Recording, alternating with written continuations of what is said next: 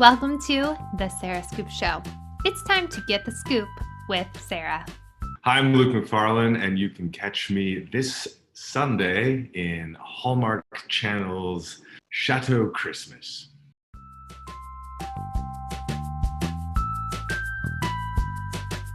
So Chateau Christmas is a movie that kind of is about rediscovering your passion for things. In the movie, my character is a musician. He actually plays the cello, and he reunites with his old fling, his old girlfriend, who's a pianist.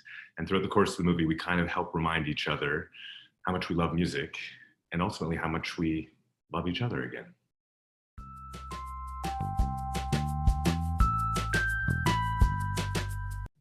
So in truth, when I first got the script, my character, Jackson Lewis, was a violinist.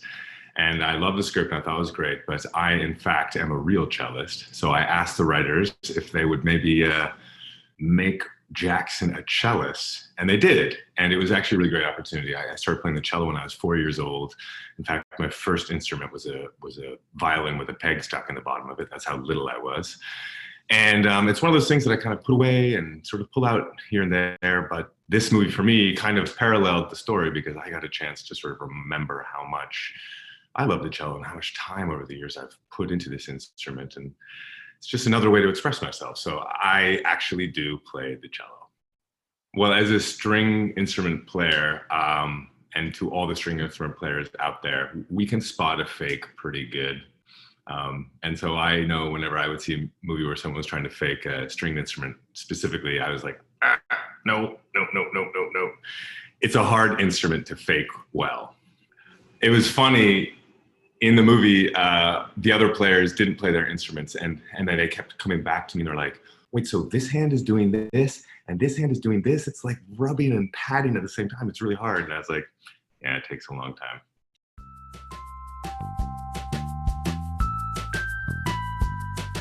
Yeah, totally. I mean, I was in youth orchestras and I had a private teacher for many, many years.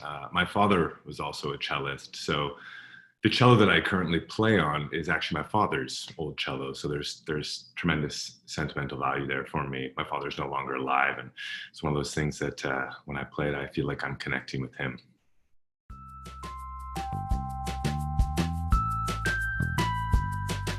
Sure, I think that, Jackson is really sort of unapologetically small town. And despite the fact that I live in Los Angeles, where I felt like I had to come for my career, I do feel kind of a little bit small town in the way that one can feel small town here in Los Angeles. I know every single one of my neighbors very well. I'm very connected to my neighborhood. So I think Jackson and I have that in common. And if I had another life, maybe I will one day move to a small town.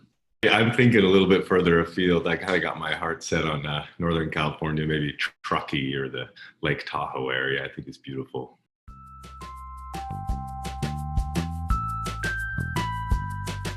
To be perfectly honest, I didn't know Merritt before. And, you step onto set, and especially nowadays with COVID and the sort of extra caution and precaution and time and care that you have to take into making these movies, I was just immediately relieved. She takes things seriously. She takes her work seriously. She's just so good. She always does her work. And I also laughed a ton with her. She was great.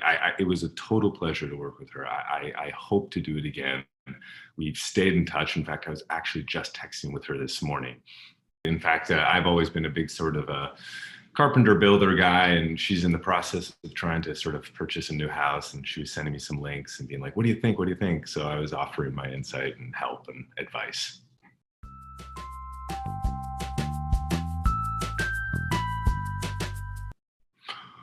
Well, first of all, it was a huge relief because I think we were just all afraid, like, how is our business going to move forward and how are we going to do this? So, I mean, first off, I was so thrilled to get the job.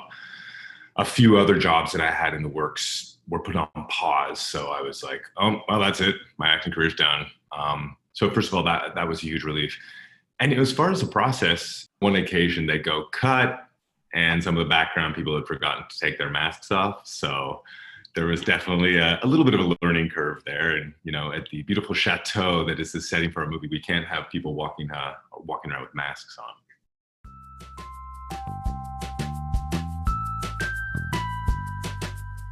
There's often a moment in Hallmark Christmas movies, as you know, I'm sure from watching them, where there's the kind of tree lighting moment or the moments where the snow flies. And it's always kind of an exciting moment for me because you get to see what the production has come up with and how they've created it and how big the tree is and how nice the snow will fall. And on our sort of tree lighting moment, it was just one of those perfect evenings where it was just cold enough, which is rare in the summer, where you could start to see your breath. The tree was massive because we were in British Columbia and they had access to beautiful big pine trees. And they lit it up, and I got that kind of moment because they nailed it. So I will admit that it's definitely something we've seen a lot in Hallmark films, but this one in particular just kind of nailed that moment beautifully. And all the sort of gods of Hallmark creation came together, so we got that breath and the whole thing. It was really, really special.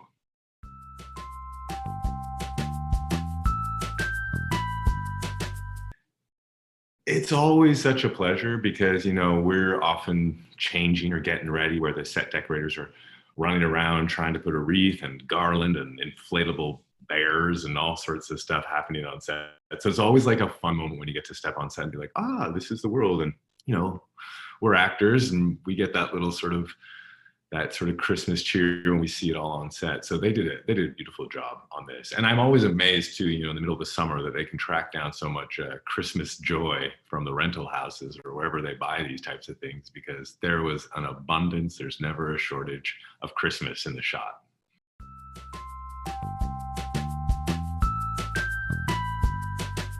It was really great because I had actually seen one of Jesse's movies a while back, because I was going to work with Jesse Schramm, and Jesse Schramm had done a movie with him. I think it was called like Harvest Moon.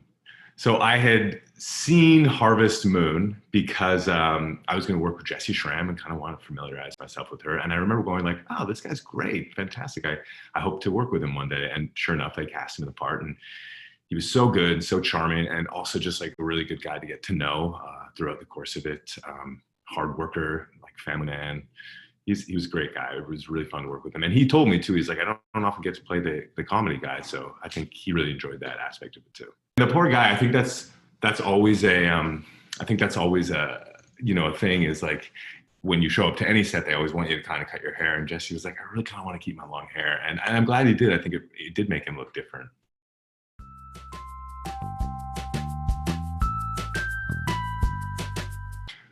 I think for me, the message was things don't end. They just kind of go a little bit dormant for a while. And if you look carefully and you try to go back to something, you can bring it back to life, whether that's a passion for music or a passion for somebody that may have gone a little bit dormant. So I just think it's a reminder for us all to look at some of the old things in our life and maybe try to bring them back to life.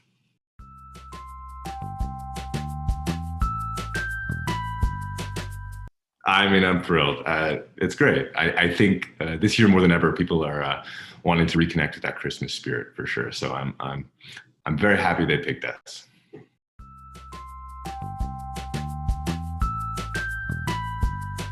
Oh my goodness, there are so many to pick from. I think I'm a bit of I kind of like the ones that are a little more drama-y, I have to admit. And I don't know. I'm going to say one of my favorite ones to do was Maggie's Christmas Miracle. That was a great one, sort of touching, and also something I got to work with Jill, who just a gem. So I know I'm promoting my favorite Christmas movie, but it's the one that I can speak to.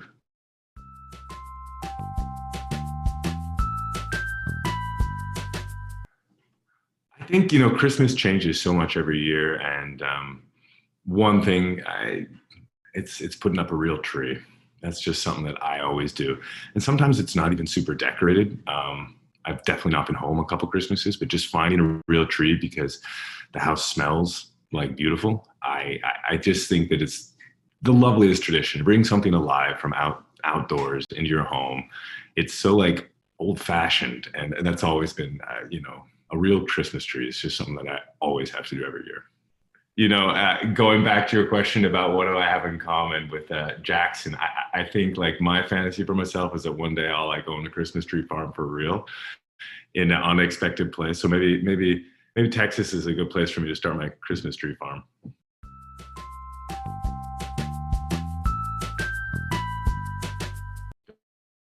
Gosh, that's hard because I don't know if I'm gonna be able to see my family this year, or I'm not gonna be able to see my family this year, and that's a bummer. So what am I looking forward to? I guess I'm looking forward to trying to sort of build new traditions, like I guess we all are. We're trying to figure out how to do things, anew. And for me, it'll be maybe spending Christmas with friends here in Los Angeles that haven't had the opportunity to travel to. So.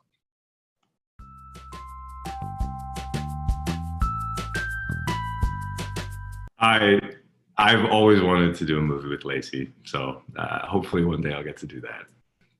And it was actually supposed to happen last year, and it kind of fell apart, I think, because of a location thing. But sort of one of the other queens of Christmas.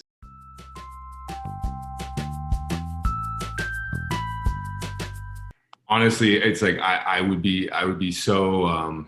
I would get in such trouble if I sort of said I liked one of my kids more than the other, because I really love all my children the same, and they've all have sort of different challenges and different sort of things that make you sort of fall in love with them. I don't think I could say I have a favorite one. Honestly, they really are. They're different every single time, and each time it's like, you step into a new family and you figure it out together. So I don't know. I wouldn't want to pick.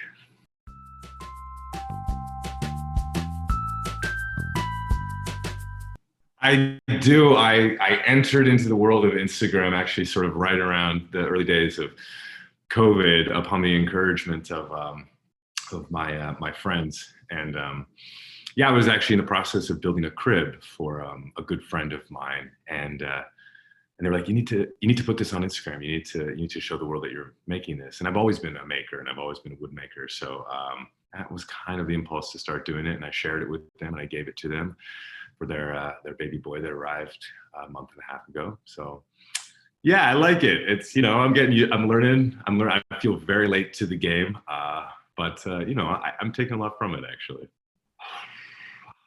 I'm trying to. I keep being told, you got to hashtag things. And I was like, okay, I don't really know how to do this. So I'm working on it.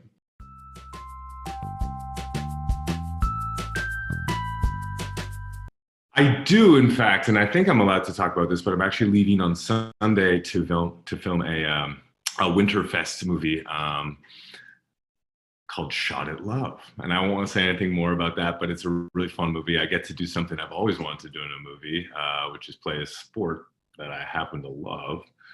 So I'll let everybody think about what Take a Shot at Love could be about. And I'm going to be working with another Hallmark sort of regular, who I don't know if I should mention her name either, but I'm looking forward to that. So I'm actually leaving on Sunday back up to Vancouver to make that movie.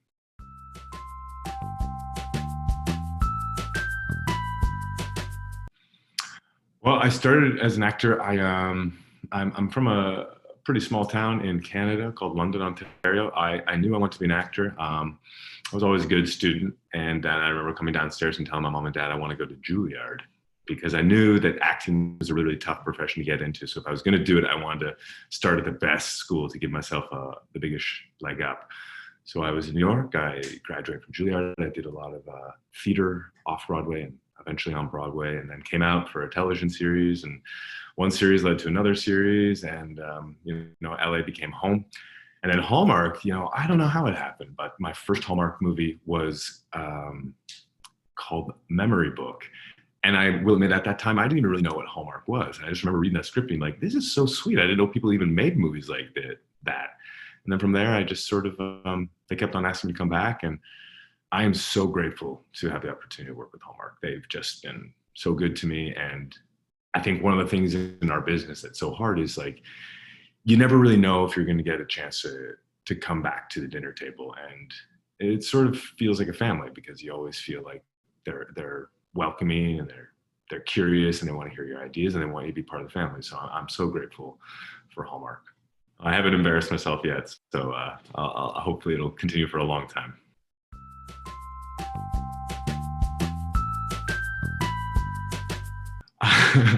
I often talk about this, and I don't know what it is, but I am sort of obsessed with The West Wing. I watch it almost like once a year, I'll go back and watch it. And Bradley Whitford, I just is one of those actors that I look at and go like, wow, I wish I could be more like that.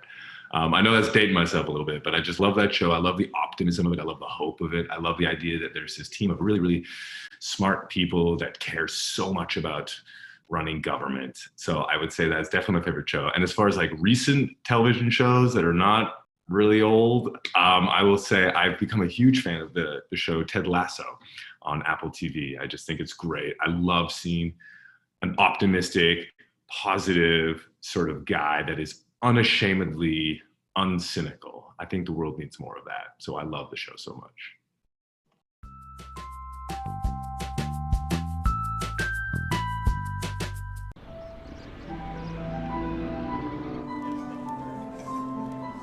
Here you go. One extra rich hot chocolate with a candy cane stir. Thanks. And chocolates. I remember how much you like these. Out with it. What? What do you want? Oh, nothing. I just thought it'd be nice for us to take this opportunity to catch up. You always used to bribe me with chocolate when you needed help with something. Like that time you and Adam needed help with your term papers? That's not ringing a bell. But speaking of Adam, he did want me to ask you something. Really? Yes. Adam thought that it would be great if you would be interested in performing in the Christmas concert. Adam thought that might be great. Uh-huh. I told him that it would be a huge step down for someone of your musical caliber. But told him I'd ask anyway. So are you going to ask? What? If I want to play in the concert? Well, that's a great idea. I want to hear you say the words. Okay. Would you be interested in playing in the Christmas concert? Do you really think that's a good idea? Well, it's not for me, it's for Adam. I mean, it's a big deal for him. And it might be great for you to play for the pure joy of it. No judgment, no snarky reviewers. Keeping an eye on my career, I see. Yeah, maybe a little bit. So, what do you say?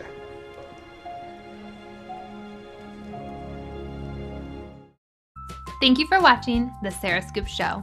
Head to sarahscoop.com for more.